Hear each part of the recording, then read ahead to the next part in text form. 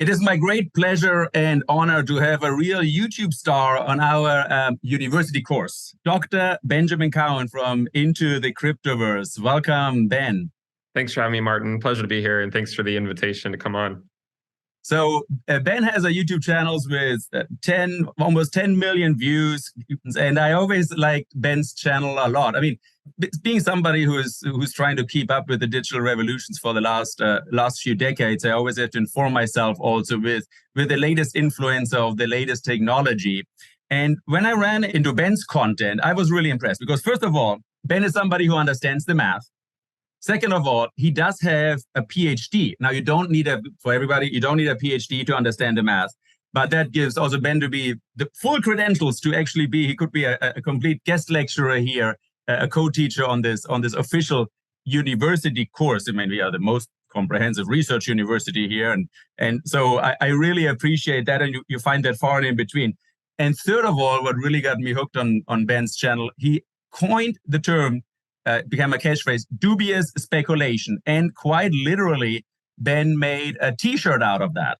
So he really has the t-shirt of dubious speculation. And I think that is extremely important, that especially when we speculate about technology and how technology evolves and the future of technology. And now it's the blockchain and artificial intelligence and so forth. Speculation, and some things we can say with some confidence intervals, and that's what I really appreciate about Ben, and it's a big honor to have him on here. Yeah, again, thanks for having me. But I will say I only have a little less than 800,000 subscribers, not millions. There you see, already an exaggeration. And you have a series in your channel called The Beauty of Mathematics, which got me hooked. So I wanted to ask you, as somebody here among us who are also studying from academia, what's the importance to understand, also real math and statistics, especially if you get into a field like cryptocurrency, where there's a lot of hype, there's a lot of influencers, and you in that scene, you enter that hot pot of YouTube and social media, where there's a lot going on.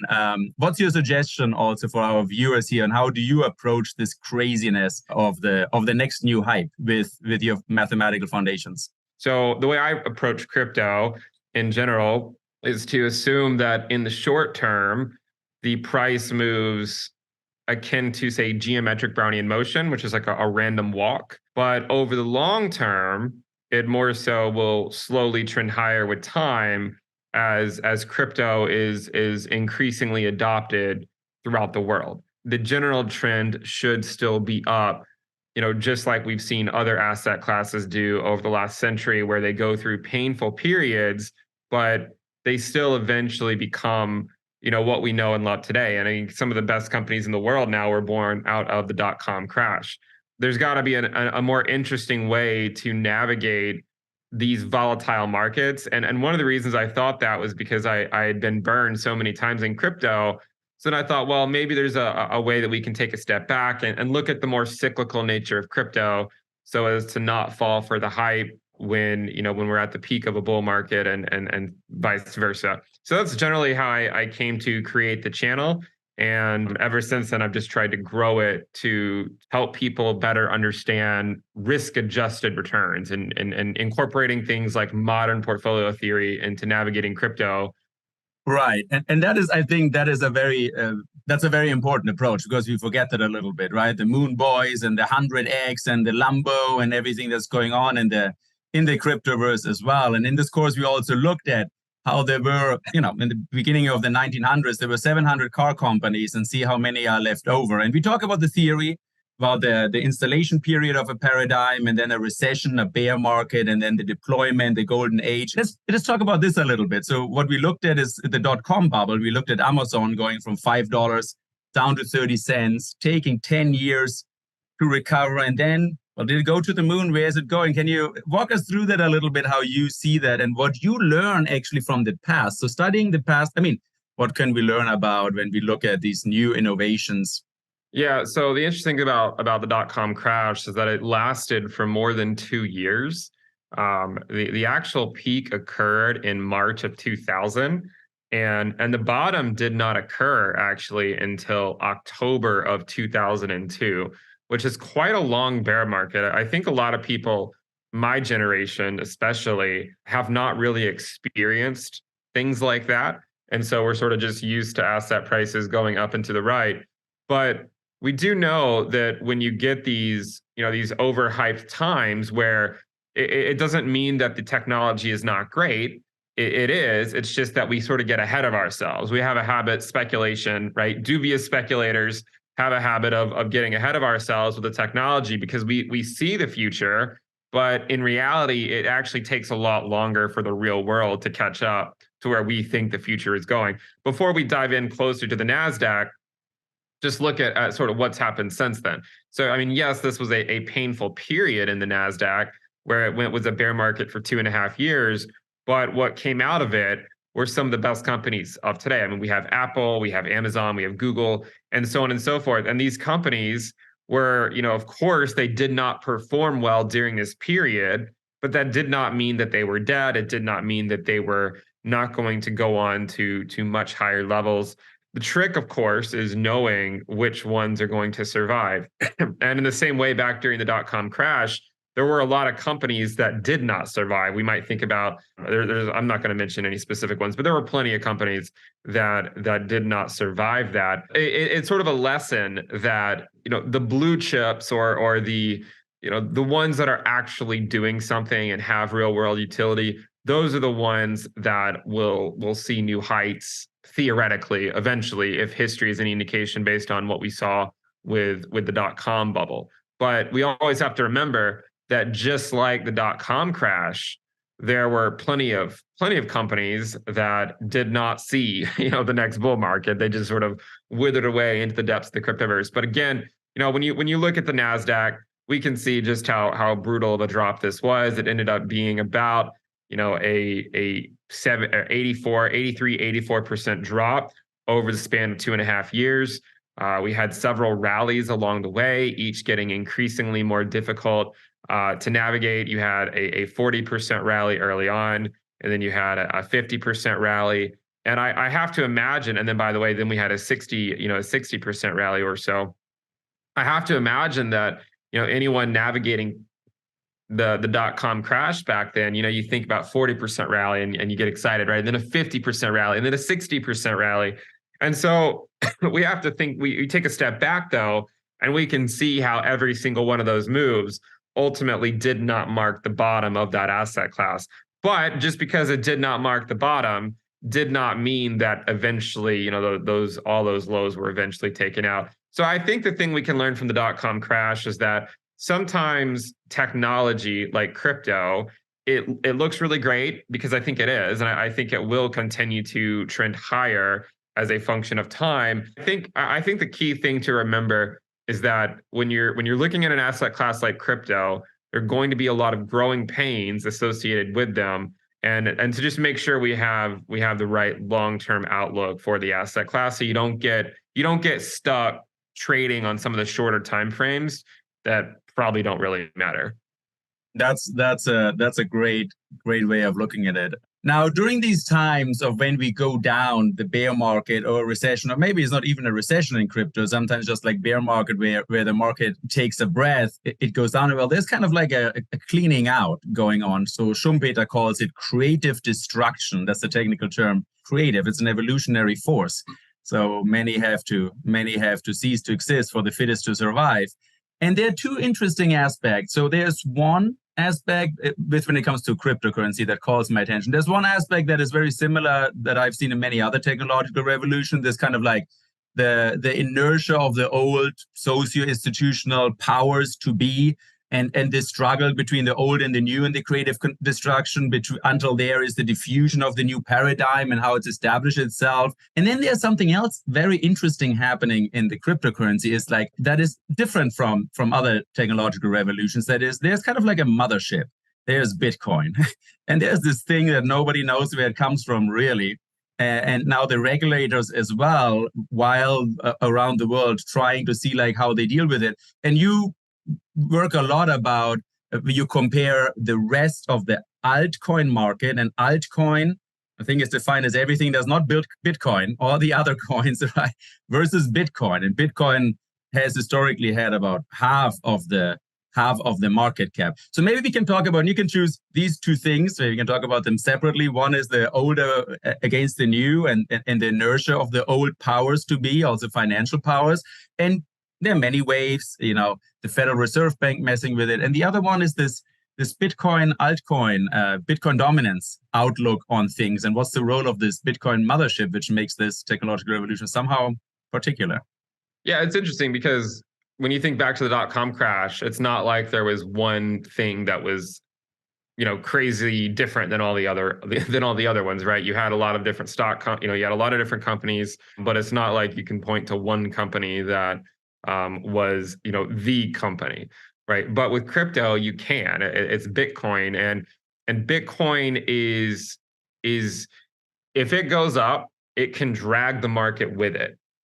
If it goes down, it can drag the market with it. It controls the ship. And you mentioned the Bitcoin dominance, which is, I think, a very important metric that is often not cared about within crypto and the reason it's not often cared about is because it's not, it's not like the dominance can be something that you go trade necessarily, right? Like, it's not like you can go buy Bitcoin dominance or sell Bitcoin dominance.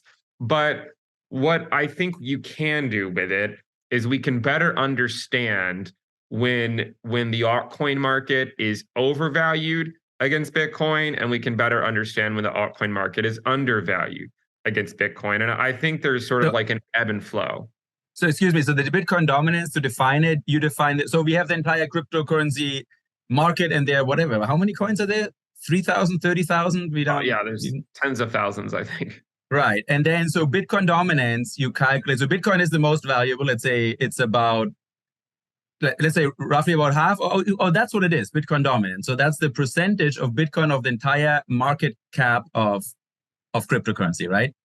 Yeah. So essentially, if you were to take the market cap of Bitcoin and divide it by the market cap of the entire asset class, that's how you would get the dominance of Bitcoin. So we essentially just know, how much, just relatively speaking, where does Bitcoin sort of hold up? And there's a very cyclical component to it where we sort of go from low Bitcoin dominance to high Bitcoin dominance, back and forth.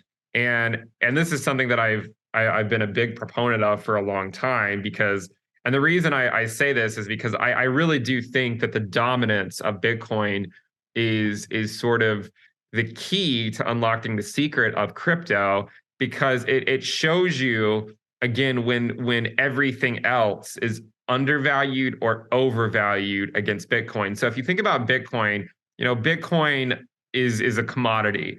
It's not like the other cryptocurrencies. And when I think about the other cryptocurrencies, I more so think about like the tech sector. Like, think about the dot-com crash, right? I think more about it's tech. People are trying to build things. You have all sorts of things that people are trying to build. But at the end of the day, we can go back to the Bitcoin dominance. And there's two ways to measure it. There's including stable coins and excluding stable coins.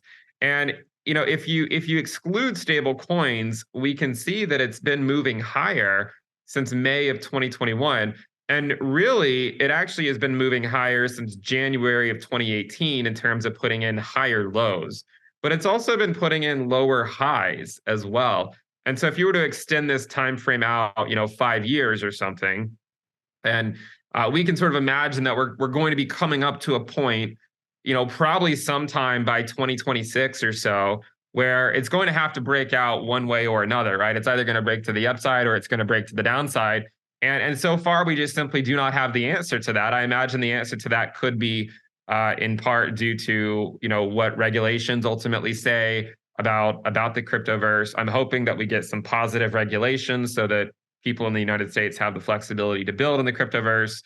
But again, this metric here shows you when the altcoin market is undervalued versus overvalued against Bitcoin. And when it's sort of sitting at these very high levels at 85%, like in 2017, it was able to fall off a cliff, and that led to a lot of altcoins gaining ground on Bitcoin. But then during the bear market and then the recovery years from 2018 until 2020, the dominance of Bitcoin slowly went back up. And then you can kind of see the same thing repeating, right? I mean, the dominance dropped off a cliff from like 73% or so. And then now it's just been slowly climbing back up.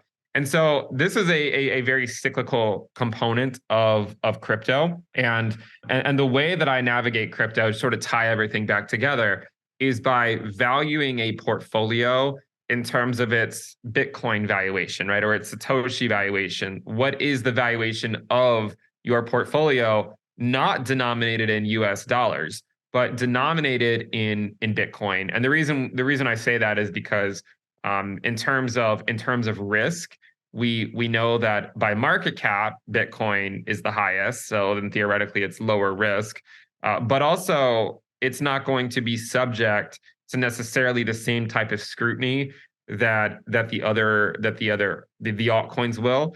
And so I think we have to be careful. So when I think about the Bitcoin dominance, I just use it as a metric to figure out when the altcoin market is either undervalued against Bitcoin or overvalued. And when I find it undervalued, then I'm more interested, in the altcoin market. When I find Bitcoin to be undervalued with respect to altcoins, then I'm more interested in Bitcoin.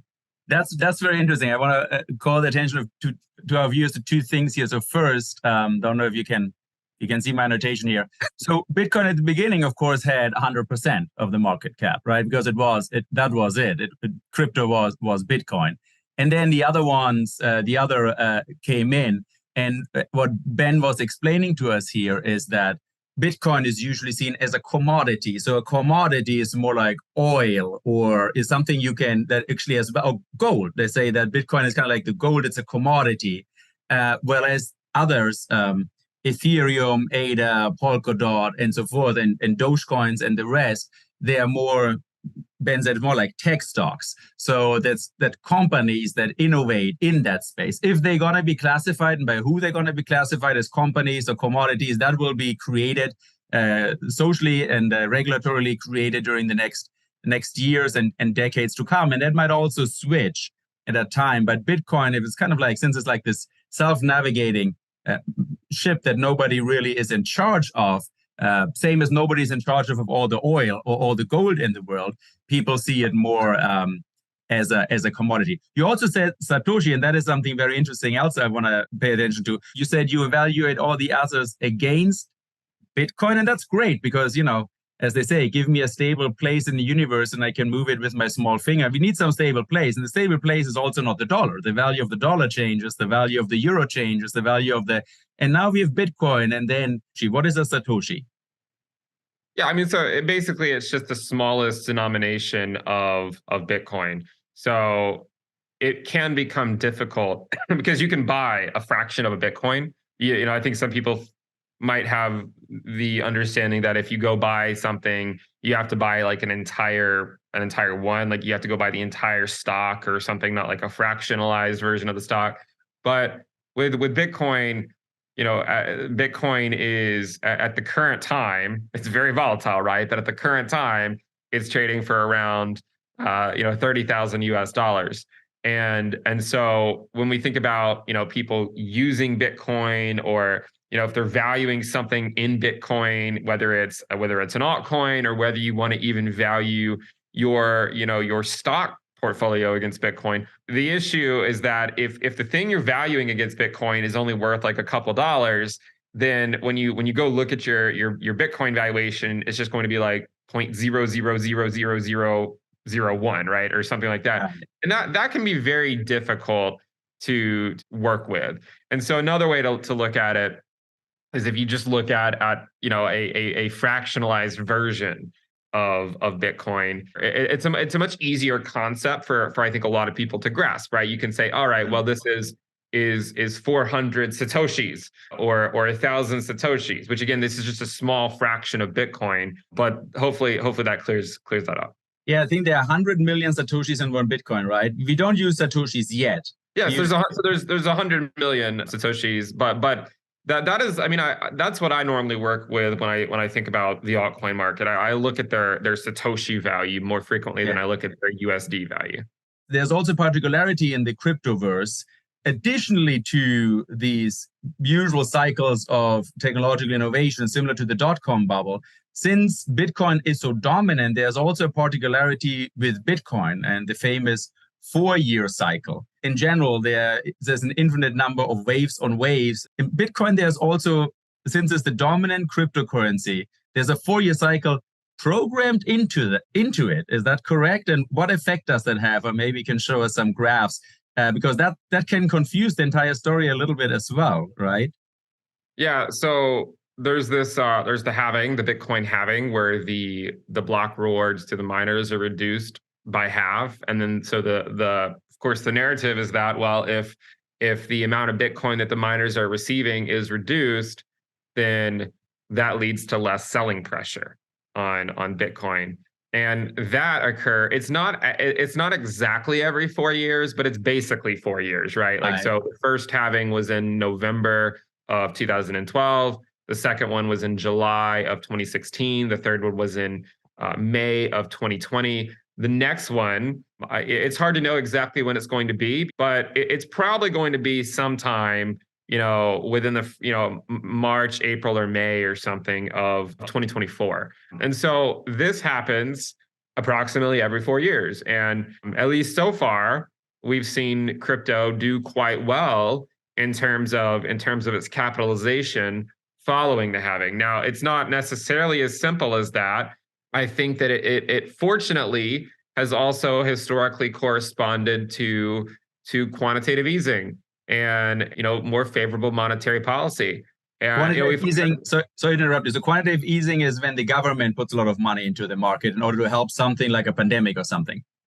If the Federal Reserve is, say, printing a lot of money, then that's favorable. If we're at low interest rates, then that's very favorable for risk assets in general. More favorable monetary policy is good for stocks and crypto. When we think about the halvings and we look back at the context of history, we can see that they've always corresponded to favorable monetary policy by the Federal Reserve.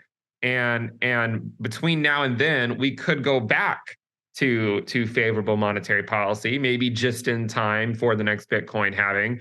And this leads to this very cyclical behavior that you see on this chart of, we tend to grind out at some lower prices for a while, and then we slowly trend back up.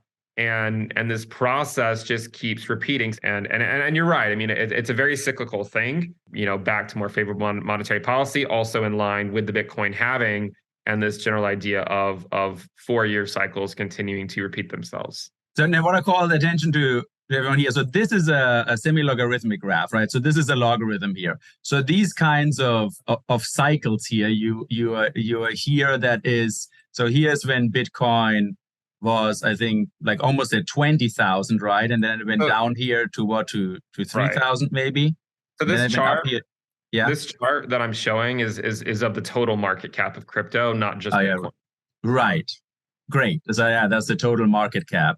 And having it in Bitcoin's term, which might be some people might be more familiar with. So here you have kind of like, let's make it easy, almost 20,000. Then here you go down to 3,000. Then you get here down to almost or to 70,000, and then who knows, so you go down here. So these are big swings as well that happen, that are hidden. But in general, you see decreasing returns. So it comes a little bit flatter. And eventually, what will happen with these 4-year cycles? I mean, many millionaires and billionaires are made and going bust here while these fluctuations are going on. But what do you think? What happens in the asymptote? What happens in the long term? Or what is expected to happen in the long term if you look at these graphs?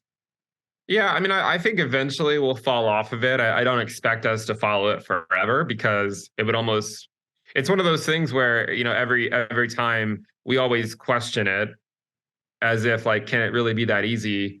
And then it just keeps happening, So yes, I mean, at some point I would imagine that we will fall off this cyclical 4-year cycle behavior, especially as crypto is more so fully capitalized and adopted. I mean, it of course can't just simply go up forever without meaningful, correction, more sustained corrective phases, like what we saw during the dot-com crash, and like we've seen during, say, periods of high inflation, like in the 40s and the 70s, where returns were just relatively flat for, a decade or so. So I do think that will happen. But until we get to that point, I mean, so far, it's just been a very cyclical thing. and getting into Bitcoin, when no one else wants to get into it, has worked out pretty well. And then when you find it on sort of the headlines of every news outlet, in mania phases, it has typically been a pretty hot time in the market, and not a sustainable move by the asset class in general. And it just leads to people making a lot of money and losing a lot of money very, very quickly. And so the tools are, that I'm showing on here are basically designed to try to help people navigate it while managing their risk. And recognizing that there's no way to know exactly where things will bottom or exactly where they'll peak, but just to try to manage your risk along the way. Right, that's been the old game, and you can if it would be easy to predict, we would all be rich. But it's Right. per definition, it's unpredictable because we mess up our predictability by fighting against each other, and you never know what happens. And yeah, I think that was very wise. It's very important to remember, right? What they say is be fearful when everybody is greedy. Right. Right. So that is when it's all over the news, it might already be a little too. It might not be the best moment to go all in. Right, exactly. And really it's never a great time no matter what. It's about the family farm because you never know what's going to happen with volatile assets like crypto. Yeah. But I do remain optimistic on cryptocurrency's future. I just think we will likely have some growing pains along the way as we navigate regulatory scrutiny, and we kind of see all that coming in right now. But those are growing pains. It's only normal, and hopefully we will come out better for it on the other side. Generally, the asset class should trend higher with time, if history, of course, is any indication. Yeah. Blockchain technologies are pretty solid. We talk about in the course about blockchain technology, and it's an ingenious idea in general. Is there anything you want to add at the end, Ben? Anything you want the students of this class, of this course, to know? Yeah, maybe one more thing. There's this theory, and I mentioned it earlier. It's called modern portfolio theory, and it's interesting because this is a theory that goes back decades, and it's often used by like hedge fund managers to build portfolios within, say, equities and whatnot. But the idea is that you can maximize your risk-adjusted returns based on historical returns. If you were to use historical returns as your expected return, right, as your expected return going forward, which is a dubious thing to do, right? But the idea is that annually, based on historical returns, various combinations of, say, like a Bitcoin ETH portfolio would give you, 70%. Let's say that the Sharpe ratio here that maximize your risk adjusted returns is around this 65% annualized return level. But we must note that it's 65% plus or minus about 80%, which means that the returns can fluctuate wildly. And this plus or minus 80% is likely to happen. So your annualized return, if history is any indication for these types of portfolios, 65% plus or minus, say, 75% or so, should be accurate within one standard deviation, meaning the probability of the return going to that level is about 68% probability. But the more interesting thing about this is that it shows you, what portfolio weights are appropriate for various types of investors. So like if you're looking to maximize your Sortino ratio, if you're looking to maximize your Sharpe ratio, if you're looking to minimize your volatility, it shows you, the portfolios that accompany that type of risk appetite. Well, the one of the most common things I see in the cryptoverse is people sort of disagreeing on what allocations there should be. But in reality, there's not a right answer. What's right for me is going to be different for someone else. What's right for someone who maybe is about to retire is probably going to be different for someone who has a much stronger risk appetite if they're in their early 20s. So I think by using this sort of stuff, we can kind of better assess what types of portfolios are more appealing to various types of investors. And the last thing I'll mention is that this is because it's only two different assets right here. So the two assets, sorry to interrupt. So the two assets here, it's Bitcoin and Ethereum. Right. And the question is how to balance them. Right. Yeah. So In the essentially portfolio. right. So in this case, this is displaying 5,000 at 50,000 portfolio simulations. So it's Oh, basically like wow. A Monte Carlo brute force type of approach. So you Wow. run 50,000 simulations, you figure out based on historical results, what portfolios would have maximized your Sharpe ratio, what portfolios would have maximized your Sortino ratio, and which ones would have minimized your volatility. And this right here is called the efficient frontier. Now, the efficient frontier for only two assets is not that interesting because there's no depth to it. But if you add a third asset, let's add Litecoin to the mix, and you recalculate it, you get something that looks like this. So what this is, the green line up here is known as the efficient frontier. You can sort of think about the red line as the inefficient frontier because your expected returns based on those portfolio allocations are actually lower than they would be up here for taking on, the exact same amount of risk if you're using volatility as sort of like your proxy for what risk you're taking on. But again, when we talk about, going back to say like the Bitcoin dominance and the idea of certain coins becoming undervalued and overvalued, you can look at things like the Sharpe ratio and Sortino ratio for say Bitcoin, ETH, and Litecoin, and still see that they essentially call for no weight in Litecoin. Now, that's not to say that Litecoin can't outperform, but we always must remember that there's an opportunity cost to everything that we do, right? So like, if you go buy a cup of coffee for $5, that's $5 you didn't put into the market. But if you go buy an altcoin and you put $5 into an altcoin, that's $5 that you didn't put into Bitcoin or another cryptocurrency. So you must always think about what is the opportunity cost. It's not that these assets can't go higher. Again, Bitcoin can, the tide can lift all boats, right? But it's which ones continue to trend higher as a function of time, and then which ones don't. So that I thought this would be a good one to end on because it is a bit more mathematical, and anyone can do this. And by the way, that sort of answer one question that I get. One common question is well, if we ran another 50,000 simulations, will we come up with different results? And the answer is yes, but in terms of calculating out the Sortino ratio and the Sharpe ratio, you can brute force it as well using quadratic programming. And so you don't actually have to worry about running a million different simulations. You can identically solve for the portfolio that would have maximized your risk-adjusted returns without running a brute force approach. So I just wanted to mention that because this is a great way, in my opinion, to navigate crypto.